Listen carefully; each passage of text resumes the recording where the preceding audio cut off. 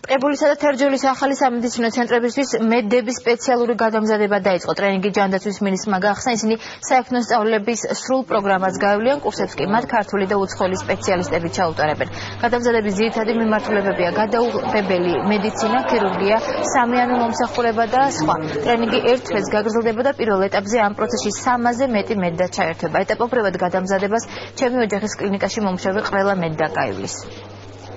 ჩვენთვის ექიმების და ექნების კვალიფიკაცია არის ძალიან სერიოზული საზრუნავი, იმიტომ რომ გარანტირებული უნდა ვიყოთ, რომ ყველა ადამიანი, რომლებიც ახალ აშენებულ ან ახლად გარემონტებულ საავადმყოფოებში შედიან, ისინი მიიღებენ ძალიან კვალიფიციურ მკურნალობას ექიმებისა და ექნებისაგან. ჩვენ მუდმივად ვმუშაობთ ამაზე, რომ ამ რგოლის მედპერსონალი იყოს მაღალკვალიფიციური ქსელში.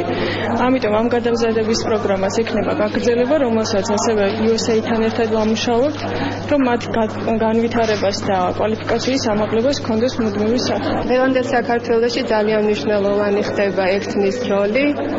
იგი ხდება გაცილებით უფრო მაღალკვალიფიციური კადრი და შესაბამისად ჩვენი მიზანია, რომ მოვამზადოთ ექთნები ახალი კლინიკებისთვის, რათა მათ უპასუხონ ამ ახალ გამოწვევებს.